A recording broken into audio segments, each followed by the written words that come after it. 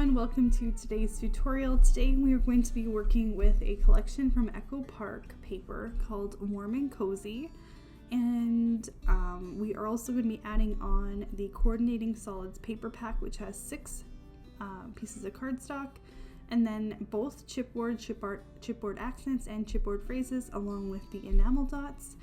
And like always, there is a 12x12 sticker sheet included in this collection kit, which includes 12 pattern papers. We are going to be making 6 pages today, so we are going to need 11 out of the 12 pattern papers. So we're only going to have 1 spare piece of pattern paper. So this is going to make selecting the papers a little bit more tricky, but I'm going to kind of go through some of the thought process is behind choosing papers for a more difficult cutting guide. So now I'm just going to open up our 6 cardstock pieces here.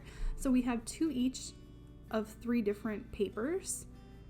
2 each of 3 different papers. So we have a dark blue, a blue, and then a light blue. And then on the back side, one is green, one is burgundy, and the other one is actually a wood grain pattern, which we aren't going to use today because it competes a little bit too much with our patterned paper.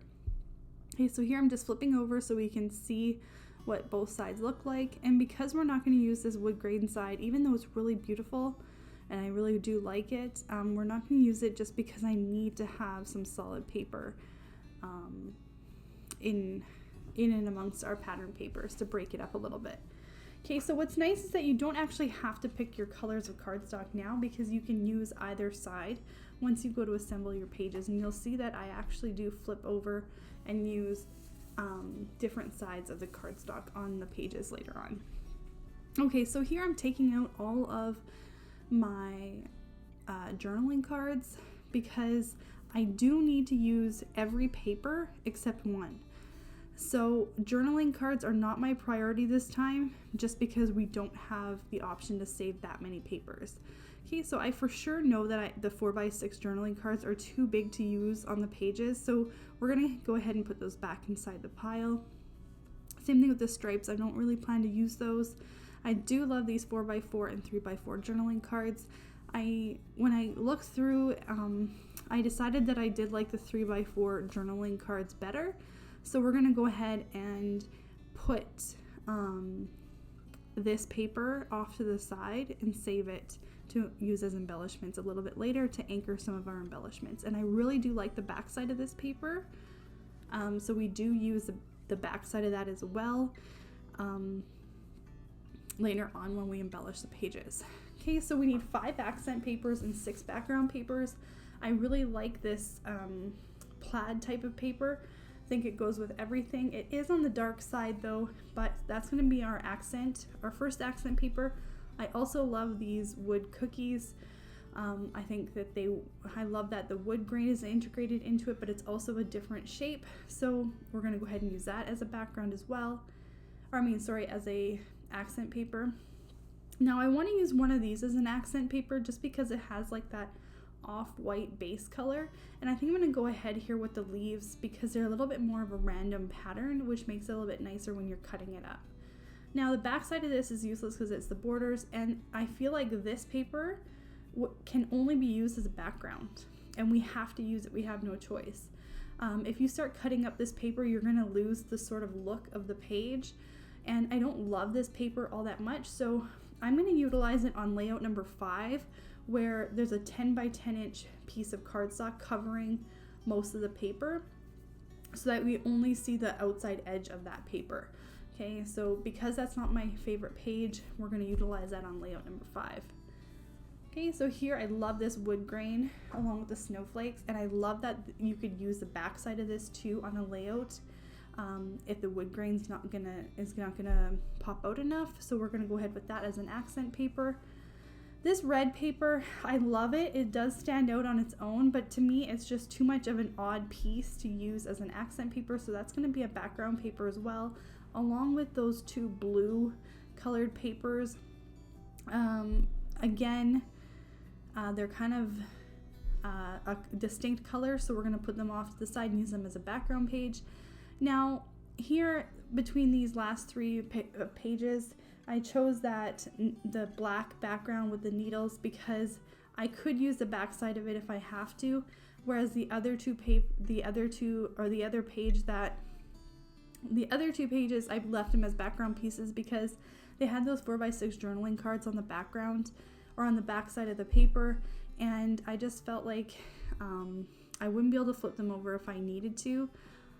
So we went ahead with this needles paper as my final accent choice. Now, I want to elaborate a little bit more on my thought process when it comes to this 6-page cutting guide. This is a lot more difficult than my standard 4-page cutting guide, and there's a little bit more thought that has to go into the paper selections for our accent papers. I don't worry about our 6 background pages because we can interchange those background papers to make them work after we've already cut them, and once we have them in our 6 piles. We can kind of look at them and move them around if we want to because they're all cut the same. And the cardstock at this point should work well with everything, so I'm not worried about that as much either. So we are going to focus on the 5 accent paper. So what I do is I sort of or number my papers 1 through 5, and I just use a little piece of sticky like a sticky note. And there's 3 main thought processes that I go through to pick through these 5 papers. Okay, we're going to start with our layout number 6. With our layout number 6, we have a background, we have a pattern paper that sits on top of another pattern paper. And there's not a lot going on this layout, so this sort of has to be an important step. Okay, so when I look at my 5 papers here, the one that sticks out the most to me is this light colored off-white leaf paper. The rest of the papers are all fairly dark, so I'm going to go ahead and use this for my layout number 6. Okay, so this is going to be our paper number 1 or our paper number 3. Okay, now I need one more pattern paper that looks really, really good with this one that's going to contrast with it enough. So I go ahead and pick this wood cookies paper because I think it stands out really nicely against this paper. Okay, so now we have our 2 pattern papers for layout number 6. So this is going to be pattern paper or accent paper number 1 and number 3. Now, to determine which one of these is going to be accent paper number 1, we're going to use the second rule, which is piece number 1 needs to look good as a 12 inches long by 0.75 inch wide strip. Okay, so which one of these 2 papers is going to look better when you cut it into a 0.75 inch wide strip? For me, I think there's going to be a little bit more of a influence by using this wood cookies paper in a really small strip format.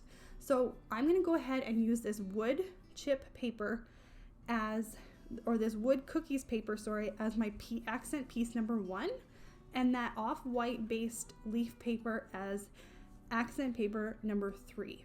Okay, so now we've already picked 2 out of our 5 pattern papers. Okay, or accent papers. So now for our next rule, we're going to go ahead and pick accent paper number 5 is going to be a very linear cut page. So I like to use stripes or a plaid type of paper that coordinates well with everything, and something that has a big influence on this cutting guide because it's used on 4 out of the 6 layouts. So that's why I went ahead and picked that plaid paper for accent paper number 5. So just to clarify, accent paper number 5 is going to have a strong influence, and it's going to be cut in sort of very linear pieces.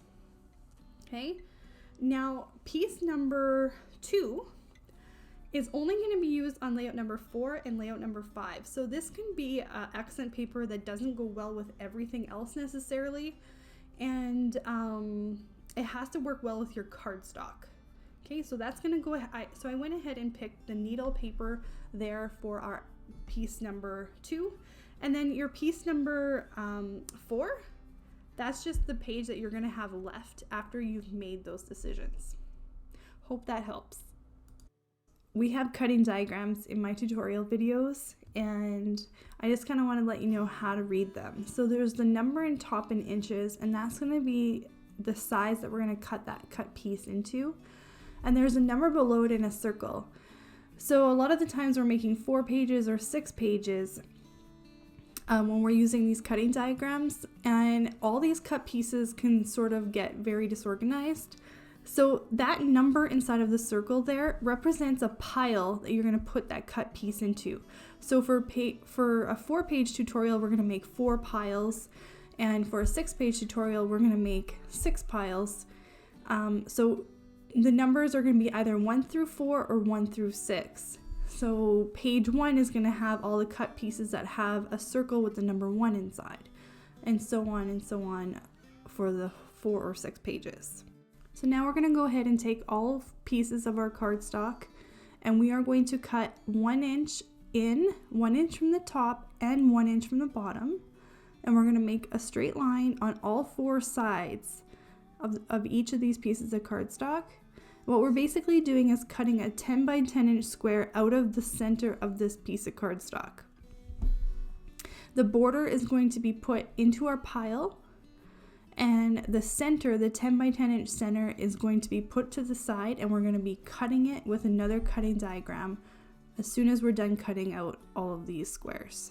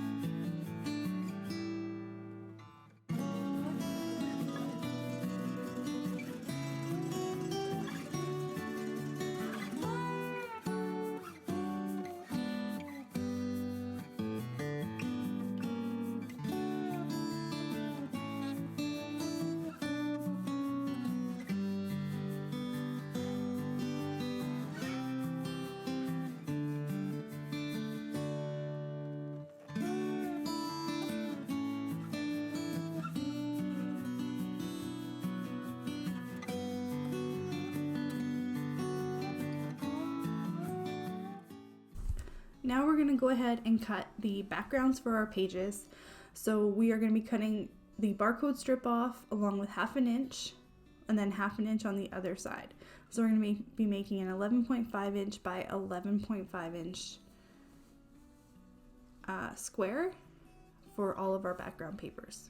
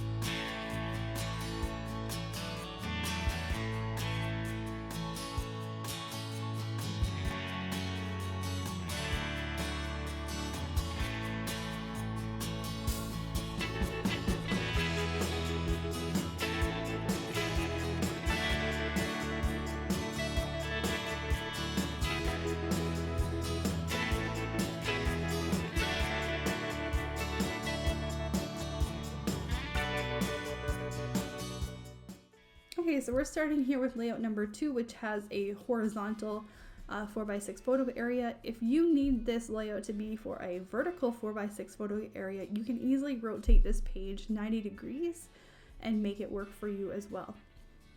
Okay, so this had a little bit more of a winter vibe to me compared to some of the other layouts, so I went ahead and used that chipboard tree that has a lot of snow on it, along with this 3x4 journaling card that says cozy and warm, and I flanked that with this chipboard fox and this little titling that says winter.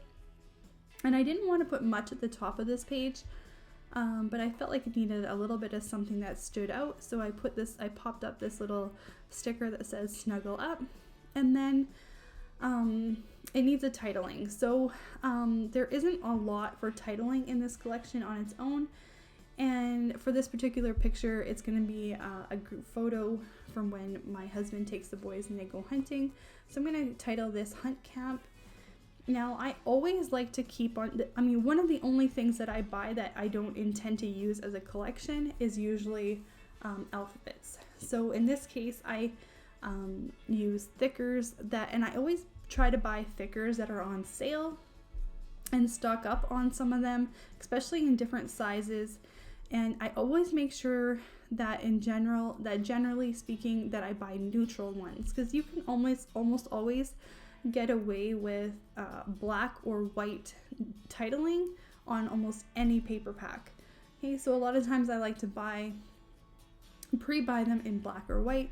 In this case, I bought this one in burlap. It's sort of like a burlap material, and it's still a neutral color, and I thought it worked really well with this collection. So enough about the thickers. Here we're working on, this would be layout number 1, and you could easily add more photo areas to these layouts if you want to. Sometimes though with these, I'd like to just put my just have one photo on them. I tend to not take as many pictures anymore of just random events. When my kids were little, I did a lot of photo shoots where it was like, get the kids dressed up or whatever, and you take like 50 pictures. But now a lot of times it's just like an iPhone thing. You quickly pull out your camera, take a picture. So you still want to capture the moment, but for me, I don't have as many pictures that need to go on one layout anymore as I used to. Okay, so here I'm just kind of layer on top of and behind that 3x4 journaling card.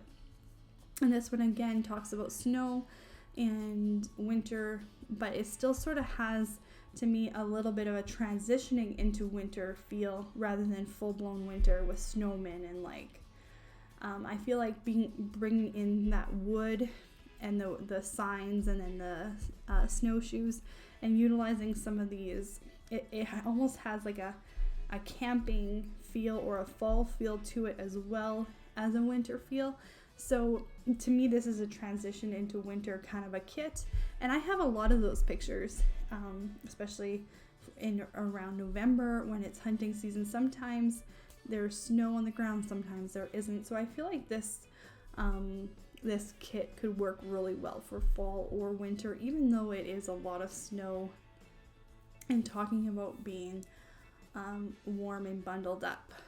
Okay, where I live right now, we are actually in winter. My husband has cleared the driveway once already this year, and the snow is here to stay.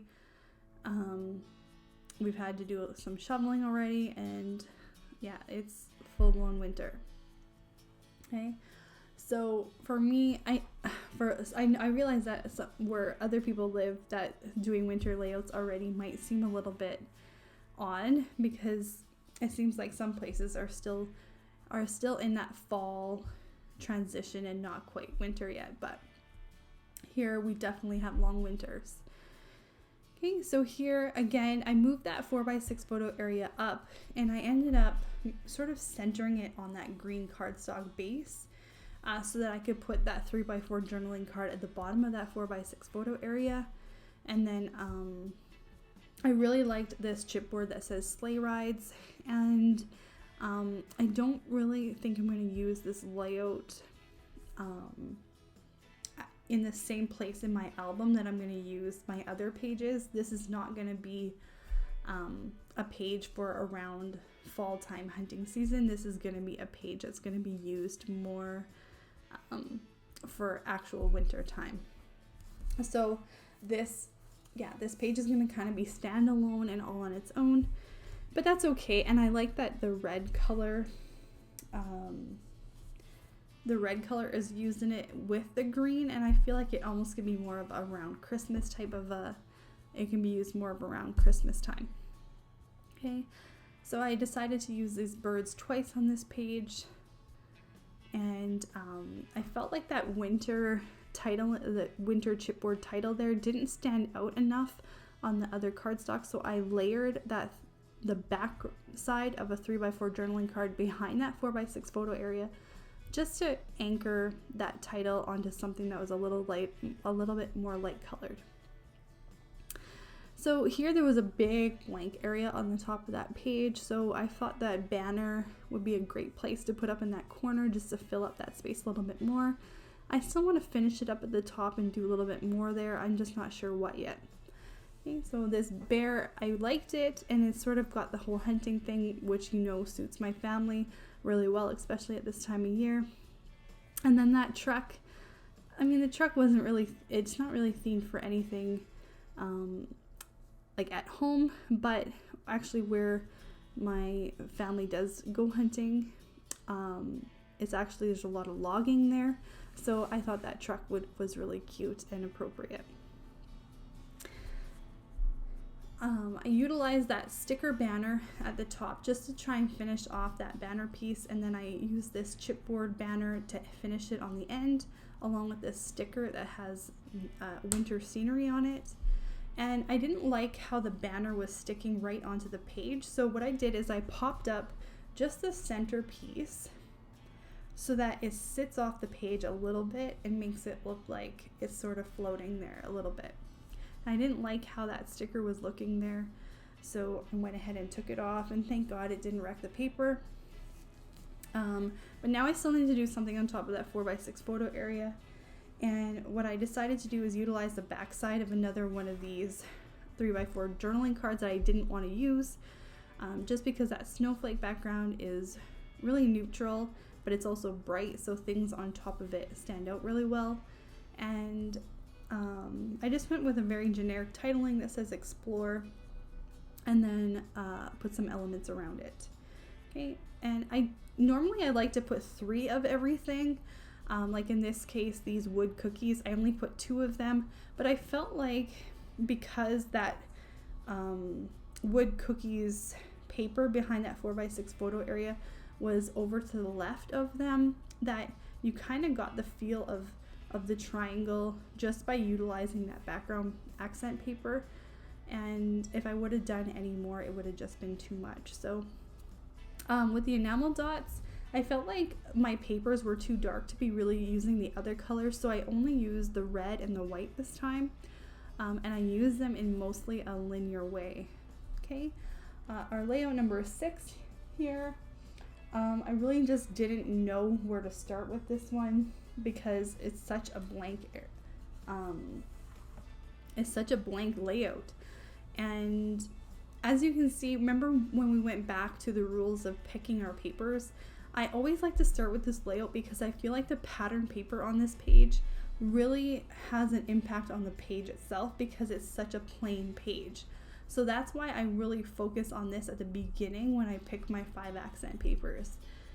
And going back to picking those 5 accent papers, I really, even though I sort of talked about those 3 rules when I pick my papers, sort of like not really rules. They're not really rules, but they're more my 3 steps or my 3 thought processes for picking those 5 papers and what order I put them in.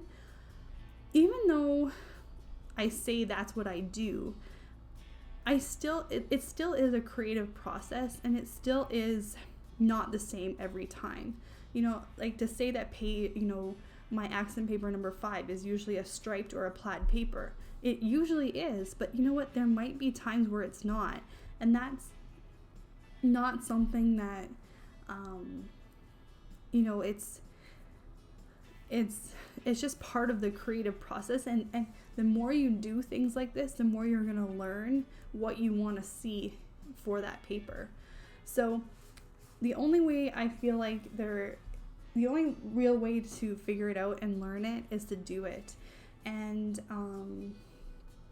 if you do make mistakes, it's not a big deal. You could easily fix that by matting your paper, or choosing a different or matting it with like a white or a black based cardstock. I mean, it's